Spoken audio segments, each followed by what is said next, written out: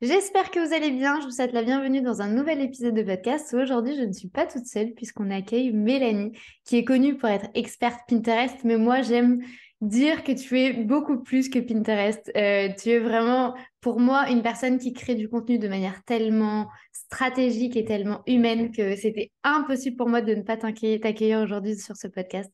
Donc déjà merci beaucoup d'avoir accepté mon invitation. Est-ce que tu vas bien? Oui, je vais très bien. Merci beaucoup à toi pour l'invitation, ça me fait super plaisir. Avec plaisir. Est-ce que tu peux expliquer un peu aux gens qui tu es, ton parcours, comment tu t'es lancé, comment tu as découvert Pinterest et comment tout ce parcours un peu de l'entrepreneuriat a débuté? Oui, bien sûr. Alors, hello tout le monde. Donc moi c'est Mélanie, j'ai 28 ans, je viens de Strasbourg. Voilà, une ville que j'adore. Où j'ai commencé l'entrepreneuriat, on va dire en 2018. J'ai commencé en fait avec un tout petit blog à la base qui s'appelait laplumerose.fr du coup, qui existe toujours, mais qui à la base n'était pas du tout pour l'entrepreneuriat. À la base, c'était vraiment plus pour partager un petit peu mes conseils autour de l'organisation, de la gestion du budget, des meal prep et tout, parce que à l'époque, j'avais des copines qui partageaient pas du tout cette passion-là. Donc voilà, je partageais un petit peu au monde qui voulait bien me lire. Et en fait, si tu veux, j'ai commencé un petit peu à partager mes articles de blog sur Pinterest, pas du tout côté entrepreneuriat au début. Et en fait, je voyais que ça m'attirait vraiment énormément de trafic sur mon site internet. Euh, à l'époque, j'utilisais un outil qui s'appelait Hello Coton. Je sais pas si tu connais. Ouais. Ouais, Ouais, ouais. à l'époque, ça a fermé maintenant depuis, je crois. Mais c'est vrai qu'à l'époque, j'utilisais ça pour partager mes articles de blog. Et au final, quand ça a fermé, bah, je me suis retrouvée un peu bête et je me suis dit, mince, comment je vais faire? Et j'avais entendu parler de Pinterest, du coup, j'ai testé et au final, ça a super bien fonctionné. Et à côté de ça, donc j'avais le compte Instagram La Plume Rose aussi, sur lequel je partageais mon quotidien d'entrepreneur, voilà, mes petits tests, ma petite vie en fait. Je partageais ma petite vie et au final, au fur et à mesure du temps, j'ai noué des liens avec des entrepreneuses. Et un jour, j'ai une entrepreneuse qui me contacte et qui me dit, «Eh, Mélanie, écoute, j'ai un compte Pinterest, mais j'en ai marre de m'en occuper. Tu voudrais pas t'en occuper? Je vois que tu as des bons résultats et tout.» Du coup, je lui dis, ok, ouais, pourquoi pas, tu vois, ça peut être sympa. Du coup, à l'époque, je me souviens, elle m'avait dit, elle avait un budget de 300 euros par mois. Je me suis dit, ok, vas-y, go, c'est le moment de tester, tu vois. Et elle l'a partagé en story. Et au final, 2 jours après, j'ai eu une deuxième cliente. Et là, je me suis dit, ok, il y a un truc à faire. Et c'est C'est un peu généralement, en fait, c'est le parcours qui t'est un peu tombé par hasard dessus, quoi. Totalement, ouais, totalement. Et puis au final, en voyant ça, je me suis dit, ok, il y a un truc à faire. Et donc là, j'ai commencé un petit peu à tâter le terrain, tu vois, à me chercher un peu. Et au final, bah, c'est un peu comme ça qu'est venue mon expertise, quoi. Et du coup, quel a été réellement l'impact, toi, que tu as vu sur ton site internet en termes de résultats et en termes d'objectifs? Parce que du coup, c'était un peu une passion que tu as développée au fur et à mesure. C'était un peu le même parcours que moi, sauf que moi, c'était par rapport à de la rédaction. C'est le truc que tu fais juste par passion et tu te rends pas compte qu'au final, C'est tu ça. peux clairement en vivre. Quels ont été, toi, est-ce que tu as eu des objectifs que tu t'es dit, OK, je veux absolument atteindre cet objectif avec Pinterest? Quelle a été ton approche, je dirais, plus stratégique? Mhm. Est-ce que tu as vu qu'une augmentation de trafic au niveau de ton site internet ou est-ce que tu as réellement vu qu'il y avait des conversions et les gens commençaient un peu à échanger avec toi à travers ce contenu? Alors au début, du coup, je partageais juste mes articles de blog comme ça pour attirer du monde, voilà, échanger avec les personnes, avoir des commentaires et tout. Et c'est vrai qu'au fur et à mesure du temps, en fait, j'ai plus vu ça de façon stratégique et surtout à partir du moment où je me suis réellement lancée, tu vois, dans le business avec Pinterest, là, je me suis dit, ok, maintenant, comment ça peut m'aider à servir mes objectifs? Et moi, depuis le tout début, j'ai une newsletter où j'envoie du coup une newsletter par semaine. Et Mhm. c'est un format que j'adore parce que j'adore écrire depuis toujours, depuis 2018. Du coup, j'écris des articles de blog et mon but c'était d'attirer du monde dessus. Mais au final, j'étais pas du tout partie dans l'objectif d'attirer du monde dessus pour remplir ma newsletter. Au final, c'est venu un peu au fur et à mesure du temps. Et c'est vrai que ben maintenant, en fait, c'est comme ça que je l'utilise. Donc en fait, avec Pinterest, ça me permet d'attirer du trafic sur mon site internet et sur mes articles de blog et dans lesquels je partage en fait mes freebies. Donc des freebies qui sont par rapport à mon expertise Pinterest. Et quand la personne s'inscrit en fait et télécharge mon produit gratuit, bah là elle rentre un petit peu dans mon tunnel de conversion entre guillemets. Elle rentre dans ma newsletter, mais elle rentre aussi un petit peu dans ma campagne de bienvenue où là j'ai des emails automatisés. Du coup voilà la personne bah, arrive un petit peu, me découvre et puis au fur et à mesure des jours, elle reçoit des emails où je partage des conseils, je montre un petit peu bah, mon expertise, ce que je fais, les les résultats qu'on peut avoir aussi avec Pinterest. Et aujourd'hui, je peux dire clairement que c'est grâce à ma newsletter si je vends aussi bien. Parce que du coup, c'est pas grâce à mon compte Instagram. Le compte Instagram, c'est vraiment plus pour créer du lien, je dirais, avec une communauté, vraiment plus échanger sur mon quotidien, notamment en story, etc. Mais c'est vrai que les lancements que je fais ou même les prestations que je vends, vraiment, quasiment la majorité des clients, ils sont abonnés à ma newsletter et ils me lisent quotidiennement. Bah, je confirme tout ce que tu dis parce que du coup, moi, je suis abonnée à ta newsletter et j'ai reçu déjà bien beaucoup d'emails de ta part. Et c'est Ouais, vrai je vois. j'imagine. qu'effectivement, il y a vraiment un lien qui se crée davantage. Ouais. Et d'ailleurs, moi, c'est comme ça en fait que je t'ai d'abord connue. Ah bah Ça voilà. n'a pas du tout été par rapport à Instagram. Ça fait moi des années et je l'avais déjà dit en story, mais ça fait des années que moi, je te suis. Et c'est vrai que le lien vraiment que j'ai créé avec ton contenu, ça a Ouais. plus été à travers la newsletter que notamment par rapport à Instagram. Ouais, tu Quels vois. sont... Mm. Ouais, c'est vrai que tu vois, parfois on se dit toujours pour me lancer en business, il faut impérativement que j'ai un compte Instagram. C'est Ouais, d'ailleurs l'une des premières choses auxquelles les gens pensent, c'est même vrai. avant d'avoir un site internet. Et c'est vrai qu'en fait, quand tu fais la réflexion inverse, c'est peut-être beaucoup plus stratégique au final de poser réellement des bases solides Mhm. plutôt que de commencer sur Instagram où effectivement, où ça va être bouché, où l'algorithme va changer, où tu Ouais. vas créer du contenu qui va perdre un peu en pertinence au passé 15-20 minutes, voire de quelques heures. Donc, c'est vrai que j'aime bien cette approche. Et en fait, je me reconnais vachement dans ce que tu dis parce que c'est vrai que moi, j'ai commencé aussi avec un blog et j'avais le même problème que toi de me dire, j'écris des articles, j'adore ça, mais il n'y a personne qui me voit. Comment on fait? Toi, tu t'es penché sur Pinterest et moi, je me suis penchée sur le SEO. Donc, c'est vraiment des choses qui sont Ouais. complémentaires. Et c'est Ouais, vrai que exactement. moi, de mon côté, je recommande très régulièrement Pinterest parce que c'est vrai il y a quand même des bases d'algorithmes de référencement naturel. Donc, c'est vrai que j'ai une affinité particulière avec la plateforme et que toi, tu utilises au quotidien. Quels est, selon toi, les trois éléments vraiment à prendre en compte pour qu'une personne puisse se lancer sur Pinterest? Est-ce qu'il faut impérativement avoir un site internet ou est-ce qu'avec un compte Instagram, ça peut marcher aussi? Quelles sont, selon toi, vraiment les trois choses qu'il faut avoir avant de se lancer? Alors, j'ai un avis bien tranché sur la question.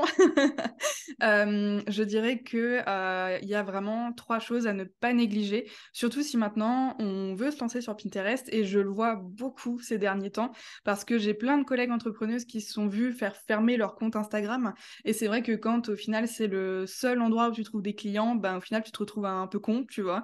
Donc c'est vrai que il y a de plus en plus de personnes qui essaient de se développer ailleurs que sur Instagram. Et clairement, c'est tout à leur honneur.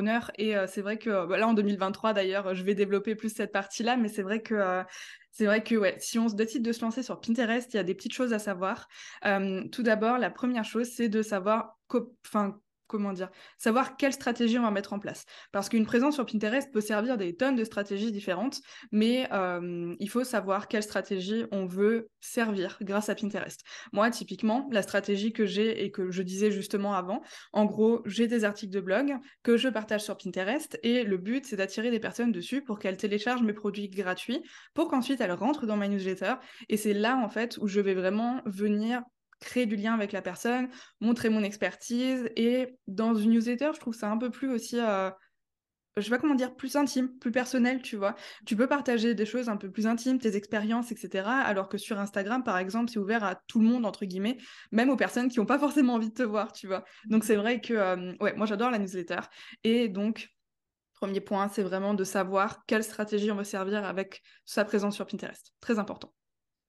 Génial. Ensuite, le deuxième point, c'est d'écrire des articles de blog. C'est vraiment hyper important parce que, selon moi, c'est vraiment... Après, c'est vraiment un avis personnel, je dirais, mais selon moi, vraiment, le développement d'un compte, il est obligatoire avec des articles de blog parce que, comme tu le disais avant, dans des articles de blog, il y a vraiment cette stratégie SEO. Mhm. Et même si on n'est pas expert du SEO, moi, je suis pas du tout experte SEO, mais quand tu écris des articles de blog, naturellement, en fait, tu vas venir utiliser des mots-clés. Et les Exact. mots-clés, ouais, c'est des mots-clés en fait qui vont bah, justement comment dire, imager un petit peu ton article et qui vont de toute façon naturellement le référencer dans Google. Moi, j'ai des articles de blog qui sont très bien référencés dans Google, mais à la base, j'ai pas du tout cherché ça, tu vois. Sauf que finalement, en les rédigeant, bah, en fait, j'ai utilisé les mots-clés qui faisaient sens avec l'article et donc forcément, ça m'a positionné. Donc c'est vrai que le SEO de l'article de blog va venir servir le SEO de Pinterest parce que sur Pinterest, il y a aussi une histoire de mots-clés et c'est hyper important de travailler son SEO sur Pinterest avant de se lancer aussi parce que du coup, l'algorithme va pouvoir en fait nous positionner dans la bonne catégorie. Et s'il sait où nous placer directement aux yeux des bonnes personnes, bah en fait, quand les personnes vont faire une recherche, typiquement, si on est bien positionné dans le mot-clé, je sais pas, recette vegan, par exemple, bah en fait, Pinterest va nous afficher directement aux yeux des personnes qui font les bonnes recherches. Et donc là, on touchera les bons clients directement. Et on n'attirera pas à soi des clients qui n'ont pas forcément envie de travailler avec nous.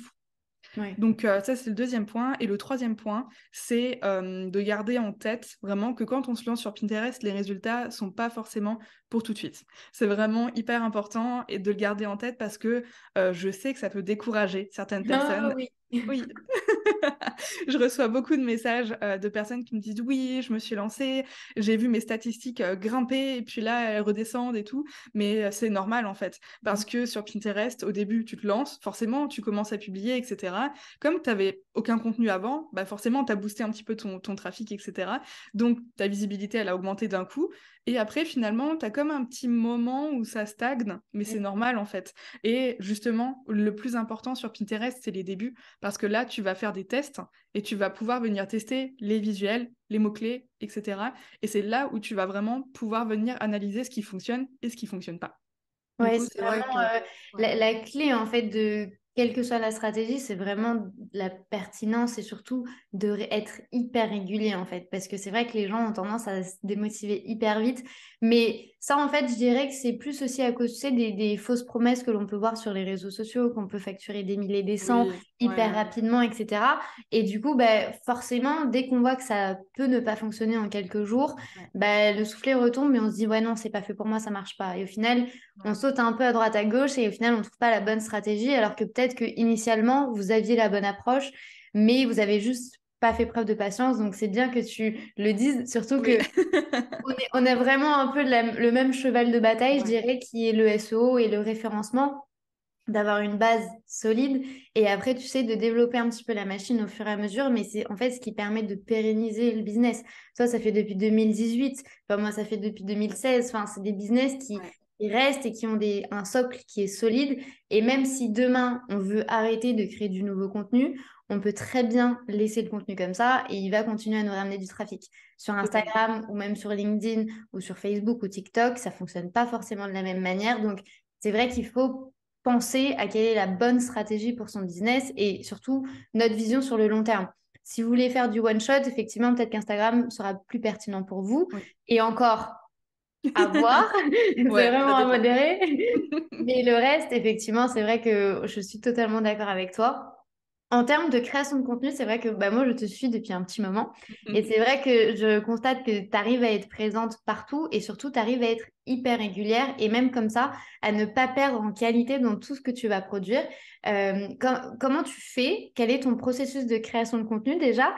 Est-ce que tu visionnes tout des mois et des mois à l'avance et du coup, tu as un planning hyper défini? Est-ce que tu le fais du coup plus au feeling et tu te dis, bon, là, je vais plus parler de ça, donc on va aborder le truc comme ça. Déjà, quelle est ton organisation à toi et surtout, combien de fois tu publies? Parce que je sais que c'est la question à 1 million de dollars. Combien de fois il faut publier? Combien de fois il faut être présent? Toi, quelle est ton approche et surtout, quel est ton avis sur la question? Tu parles par rapport à tous les réseaux, du coup? Notamment, oui, par rapport à Ouais. ta création de contenu dans le global, ouais. Ok. Alors, du coup, je rédige un article de blog du coup par semaine. Donc, un article de blog par semaine qui avant était publié le lundi. Donc maintenant, ça a changé depuis cette semaine d'ailleurs. Ça, c'est tout nouveau. Mais du coup, je rédige un article de blog par semaine, donc qui est le mardi. Et en fait, c'est un petit peu la base de mon épisode de podcast qui sort en même temps. Donc, en fait, si tu veux, ce que je fais, c'est que je rédige d'abord l'article de blog et ensuite j'enregistre l'épisode de podcast en me basant en fait sur l'article de blog. Donc ça me fait gagner un temps fou de Mhm. faire ça. Après, côté rédaction d'articles, j'avoue que la rédaction d'un article me prend pas tant de temps que ça, parce qu'à force, j'ai l'habitude et Ouais, j'ai l'habitude et souvent, en fait, je rédige vraiment d'une traite l'article de blog. Mm. Donc, c'est vrai qu'en 1 heure, j'ai rédigé mon article de blog. Donc, ça, c'est vraiment super chouette. Donc, article de blog tous les mardis avec l'épisode de podcast qui est associé. Je publie sur Instagram 5 fois par semaine. Quand même. Ouais, ouais. Je publie sur Instagram 5 fois par semaine, donc du lundi au vendredi. Évidemment, on enregistre cet épisode la semaine dernière, je n'ai rien posté. J'ai pris une semaine de vacances sur Instagram, ça m'a fait le plus grand bien. Mais du coup, ouais, donc je publie 5 fois par semaine sur Instagram les posts au classique, entre guillemets, enfin carrousel, etc. Après, je fais des stories très régulièrement, quasiment tous les jours. Ouais, Qu'est-ce que j'ai d'autre? J'envoie une newsletter aussi, du coup, tous les mardis. ok. Et je crois que j'ai rien oublié. Et sur Pinterest, quelle est ta régularité? Est-ce que tu utilises des outils, par exemple, moi, de mon côté, par exemple, on utilise Tailwind, Oui, qui est pour moi ouais, un petit bijou. Est-ce que totalement. toi aussi, tu utilises ça ou quel est vraiment ton processus? Déjà, est-ce que tu as, par exemple, un nombre de pins que tu vas publier tous les jours? Par exemple, tu te dis, OK, le lundi, je vais en publier 30, le mardi, je vais en publier que 25, ou est-ce que tu as des choses qui sont automatiques? Parce que c'est vrai que les gens, généralement, quand ils voient Pinterest, ils se disent, mon Dieu, comment je vais faire? Ouais. Quelle est l'approche à Ouais. adopter et quelle est la régularité? Alors qu'effectivement, la base, elle est très longue, entre guillemets, on s'entend à Mhm. poser. Mais après, en fait, avec le rythme que tu as, je pense que tout est automatique et ça te prend maintenant que 2 3 heures par semaine. Oui, même pas. Franchement, même pas. Comment je fais du coup avec Pinterest? Donc en gros, je rédige mon article de blog, ensuite je fais le podcast et tout et tout. Et en fait, après, une fois que le podcast est programmé ouais, programmé et tout, là je passe à la création des visuels. Donc en fait, je crée donc et mon post Instagram pour promouvoir l'épisode de podcast et je crée en même temps 4 visuels différents pour Pinterest, pour l'article de blog, pour un seul article. Donc 4 visuels.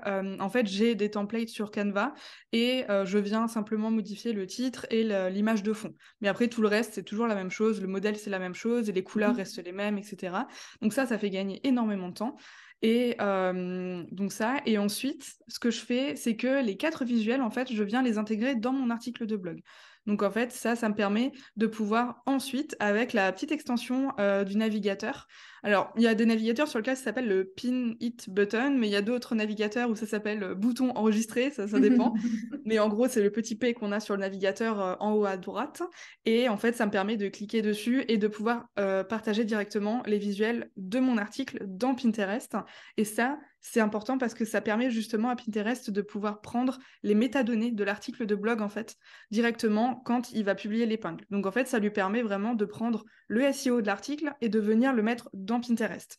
Donc ça, c'est ce qui apporte déjà pas mal de résultats.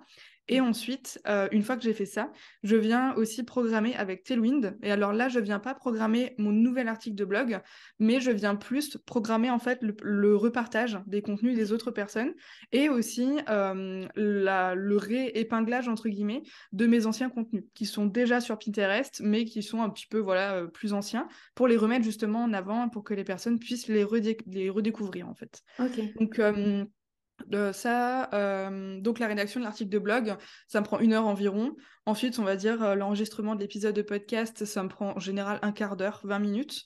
Et ensuite, le montage, pareil. Mhm. Et création de visuels, vraiment, ça me prend pas beaucoup de temps, comme j'ai déjà les modèles qui sont déjà tout prêts et tout. Ouais. Entre le post Instagram et les 4 visuels Pinterest, ça doit me prendre entre un quart d'heure et 20 minutes, vraiment pas plus. Et ensuite, la programmation sur Tailwind, pareil, un quart Ouais. d'heure, 20 minutes peut-être. En Donc en fait, vrai, pour, ton ouais, processus est tellement rodé, en fait, tu as ouais, tellement mais, l'habitude. ouais. Effectivement, quand on crée du contenu, notamment sur les articles de blog, c'est vrai que parfois on me dit, mais Marine, je mets tellement longtemps à créer du contenu, ça me saoule, j'en ai marre. Effectivement, oui, au début, nous-mêmes, on a mis 2 3 heures, 4 heures à créer Ouais, ouais, un ouais. article de blog parce qu'effectivement, il y a certains codes à connaître et il y a une technique aussi, il y a une certaine rédaction à mettre en place. Mais Ouais, après, à partir du moment où vous avez les codes, vous pouvez aller c'est très ça. très vite. En fait, il n'y a pas de monde. Enfin, l'idée, en fait, c'est juste de ne pas se bloquer par rapport au temps que l'on va mettre et de se dire de toute façon, je suis nulle. C'est vraiment, il faut s'entraîner, c'est comme tout. Ouais. Si vous allez commencer à courir demain, vous n'allez pas commencer à faire 5 kilomètres Non, du non, jour au lendemain. C'est pas c'est possible. clair. Donc, il y a un certain entraînement à avoir et la création de contenu fait partie de cet entraînement-là. Moi, il y avait vraiment Totalement. une question que je souhaitais te poser. Parce que bah, du coup, Pinterest fonctionne également avec un algorithme et c'est vrai que l'algorithme peut changer, l'algorithme peut être mis à jour. Toi, comment tu fais pour faire face à ces changements? Déjà, est-ce que les changements sont réguliers? Parce que c'est vrai que par exemple sur Instagram, les changements sont tous les 2-3 mois, donc Ouais. effectivement, c'est très fréquent. Sur Pinterest, comment on est en termes de changement d'algorithme? Et toi, comment tu fais pour savoir quand est-ce qu'il y a un changement? Alors, pour ce qui est des changements sur Pinterest, c'est pas, comment dire, c'est pas forcément de manière régulière. Genre, il y a des moments où il n'y a pas de mise à jour pendant 6 mois, et il y a des moments où il y a 3 nouveautés qui sortent en un mois. Mais comment je les suis? Bah, en fait, c'est assez simple finalement, comme je me connecte plusieurs fois par semaine sur Pinterest, que ce soit pour la gestion justement mensuelle des clients ou alors ma propre gestion, bah, en fait, je le vois tout de suite quand il y a quelque chose qui a changé. Et là, typiquement, par exemple, tu vois, à l'heure où on enregistre, je me suis connectée la semaine dernière et j'ai vu qu'ils sont en train de lancer le Pinterest TV avec les lives et tout sur Pinterest. Donc Ah, voilà, c'est tout nouveau. J'ai pas du tout regardé encore ce que c'est, mais c'est tout nouveau et ouais, de toute façon, ils sont en train de développer vraiment le côté bienveillance, communauté et tout. Et pour les créateurs de contenu aussi, ils essaient de développer de plus en plus la plateforme, ce qui est super chouette pour nous. Mais ouais. ouais, sinon j'ai un deuxième truc qui est pas mal. Alors je sais plus comment ça s'appelle, mais c'est sur Google. C'est Google Alert, il me semble. Tu peux Mhm. te mettre des alertes et en fait, moi j'ai mis le mot-clé Pinterest. Donc en fait, une fois par semaine, je reçois dans un email tous les nouveaux contenus qui sont publiés sur Internet avec par rapport à Pinterest. Et du coup, bah, souvent, quand il y a des nouveautés ou autres, bah, les autres blogueurs, ils parlent aussi des nouveautés. Donc c'est aussi comme ça que je me tiens au courant des nouvelles, des actualités, etc. D'ailleurs, j'ai aussi fait ça pour, petite astuce, j'ai aussi fait ça pour mon pseudo, La Plume Rose, et pour l'agence, etc. Parce que du coup, parfois, il y a des personnes, j'ai découvert que parfois, il y a des personnes qui créent du contenu et qui mentionnent mon blog ou autre, mais je suis pas au courant. Donc en fait, j'ai mis ça, et comme ça me permet aussi de pouvoir remercier les personnes. Ah, c'est trop bien, c'est une Ouais, super bonne idée. J'avoue que j'y avais jamais pensé, mais c'est trop bien. Comme quoi, après, du coup, tu peux créer du lien et tu peux aller remercier les gens, tu peux aller totalement. commenter, etc. Moi, j'ai C'est... aucun mérite, hein. Je l'ai vu chez une entrepreneuse, du coup, j'ai fait pareil. Bah non, mais comme quoi, c'est vraiment une bonne idée. Ouais. Et est-ce que chaque secteur d'activité, est-ce que tout le monde peut se lancer sur Pinterest ou est-ce qu'il y a vraiment des secteurs qui sont vraiment phares et il faut impérativement être sur la plateforme et il y en a d'autres où, bof, c'est pas ouf? Ou est-ce que, à ton avis, il faut vraiment être, quelle que soit notre activité? C'est vrai que c'est une plateforme qui est très développée aux États-Unis, Ouais. mais par exemple en France, elle commence petit à petit à prendre de la place. Moi, je te parle dans mon cas, j'habite au Portugal. Au Portugal, la plateforme est pas du tout développée ou très très peu. Ouais. Est-ce qu'il y a des éléments comme ça à prendre en compte pour, avant de se lancer, savoir si c'est une bonne chose pour nous?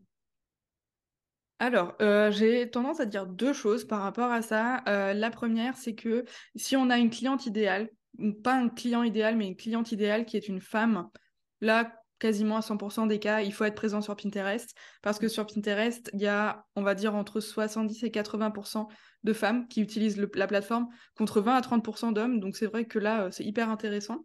Et après, si on a bah après, ouais, ça rejoint un petit peu le premier point, mais si maintenant, typiquement, on est dans le domaine de l'automobile, là, ça peut toucher les hommes comme les femmes, un peu plus les hommes quand même, mais Mhm. c'est vrai que pour le coup, tout ce qui est domaine de l'automobile, etc., c'est pas hyper développé sur Pinterest. Ça pourrait, clairement, mais c'est vrai que pour le moment, c'est pas hyper développé. Donc si on est dans ce domaine-là, il vaut mieux investir son temps ailleurs.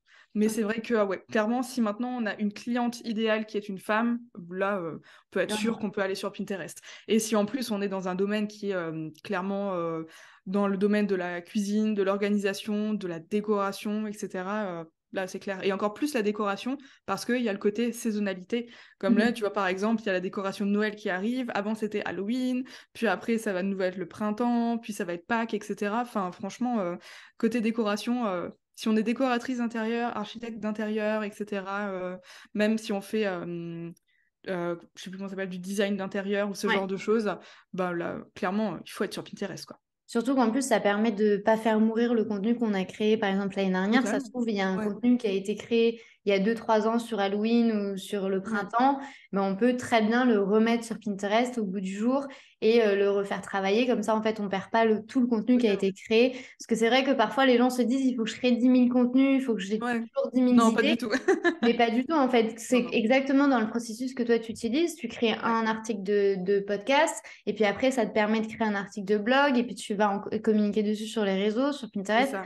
Donc, au final, tout est très lié, donc pas besoin d'avoir 56 idées pour se lancer. Mais c'est ça. Et puis, même si maintenant, tu vois, je suis, imaginons, pas inspirée pour un post Instagram ou autre, bah, en fait, j'ai tellement d'articles de blog en stock que je vais juste regarder un ancien article, je sais pas, de 2021, je pioche une idée au hasard et puis je viens la développer dans un post Instagram parce que, bien entendu, en 2021, ce que j'ai écrit, c'est peut-être plus à jour, tu vois. Donc, peut-être que je veux faire une mise à jour à ce sujet, peut-être que j'ai découvert de nouveaux outils, peut-être que j'ai une nouvelle organisation, etc. Tu vois. Il y a toujours plein de choses à dire.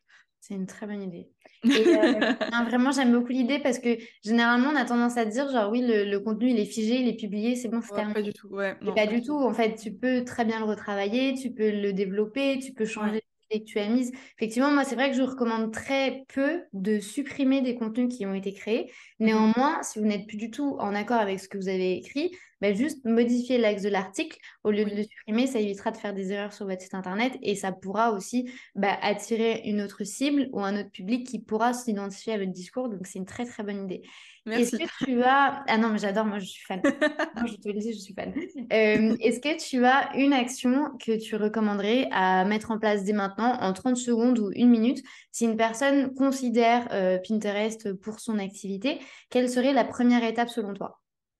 Alors, je pense que avant toute chose, il faudrait voir si ça vaut le coup pour nous de se lancer sur Pinterest ou pas. Après, bon, si maintenant on a donc une cliente idéale qui est une femme, là, il n'y a pas vraiment de questions à se poser, je dirais. Je pense que oui. Mais là, à ce moment-là, la première chose, c'est déjà de créer un compte professionnel parce qu'avec celui-là, on va pouvoir justement analyser ces statistiques, ce qu'on ne peut Mhm. pas faire avec un compte personnel. Du coup, c'est hyper important d'avoir un compte pro et de créer son compte, de créer son profil en l'optimisant, justement, en faisant des recherches de mots-clés et en cherchant sur Pinterest les mots-clés sur lesquels on va venir se positionner et sur lesquels on va positionner en fait notre contenu pour pouvoir être visible, encore une fois, aux yeux des bonnes personnes et attirer justement les bons potentiels clients. On ne veut pas attirer des gens qui veulent pas travailler avec nous ou qui veulent consommer que du contenu gratuit, qui vont venir nous poser des millions de questions sans jamais acheter chez nous. Ouais, voilà. Du coup, c'est vrai que pour attirer les bonnes personnes, ben, il faut atterrir aux yeux des bonnes personnes. Je suis tout à fait... Être au bon moment, au bon endroit et pour la bonne Ouais, personne. mais totalement, totalement. Je suis tout à fait d'accord. Et si la personne, du coup, elle a envie de le faire, mais qu'elle n'a pas envie de le faire soi-même, toi, comment tu accompagnes les gens? Quels sont tes projets, du coup, pour cette nouvelle année? Comment tu fais aussi pour développer les contenus et les business de personnes que tu vas accompagner? Si les personnes veulent travailler avec toi, comment elles peuvent faire? Alors, du coup, j'ai donc deux casquettes dans mon activité. Donc, tout d'abord, comme tu disais, je fais des prestations, donc Pinterest. Donc, en fait, je peux soit mettre en place le profil Pinterest de la personne, donc avec, comme on a dit, le référencement, etc. Vraiment lui créer un profil professionnel qui va justement refléter ses valeurs, son image de marque, etc. Et donc, cette prestation-là, je la fais avec mon agence, du coup, qui s'appelle Right and Gold Agency, et dans laquelle on fait des prestations de création de contenu pour les entreprises. Et donc, on fait du Pinterest, mais on fait pas que du Pinterest, on fait aussi du Instagram, LinkedIn, etc. Et ouais, donc soit je fais de l'installation de profil Pinterest, soit je fais aussi de la gestion mensuelle. Et actuellement, j'ai plusieurs clientes en gestion mensuelle. Et comment ça se passe? Bah, en fait, tout simplement, elles écrivent des articles de blog, donc c'est elles qui s'occupent de la partie rédaction, enfin, elles ou quelqu'un qui travaille avec eux et qui gère le côté rédaction. Et en fait, chaque semaine, elles partagent un nouvel article de blog. Et moi, mon travail, c'est de venir créer les visuels pour l'article et de venir en fait le partager sur Pinterest avec toute l'histoire du référencement, tout programmer avec Tailwind, voilà, faire de la veille constante aussi, créer des nouveaux tableaux quand il y a besoin, etc. Donc ça, c'est la partie vraiment où je gère le compte des clients. Donc en fait, dans l'agence, je travaille avec des freelances, donc tout ce qui est partie Instagram, LinkedIn, rédaction de newsletters et d'articles de blog également, ça c'est avec des freelances en collaboration. Mais sinon, la partie Pinterest, ça me tenait à cœur, là c'est moi qui gère, du coup, là c'est moi qui garde la main dessus. Et d'un autre côté, j'ai une formation en ligne qui s'appelle du coup l'épingle digitale et dans laquelle là je forme les entrepreneurs à utiliser Pinterest pour développer leur entreprise, leur visibilité et justement attirer du trafic sur leur site internet pour justement attirer des nouveaux clients à eux en continu et de façon naturelle aussi. Et donc ça c'est une formation que je vais totalement refaire là pour 2023. C'est mon premier projet de 2023 du coup. Je vais totalement la refaire, elle va totalement changer, elle va être toute cassée Et du coup, elle va totalement refaite. Et j'ai envie de vraiment la rendre beaucoup plus qualitative, avec une expérience client encore plus sympa, rajouter aussi un suivi encore plus personnalisé que ce qu'il y a déjà, etc. Et voilà, ça sortira, je pense, vers février 2023. Génial. Merci beaucoup, Voilà. Mélanie. De toute façon, tous les liens seront juste en dessous de cet épisode de podcast. Comme ça sera beaucoup plus simple si vous voulez contacter Mélanie à travers son agence ou même à travers sa formation. N'hésitez pas, tous les liens seront juste en dessous. Merci beaucoup, Mélanie, pour tous ces conseils.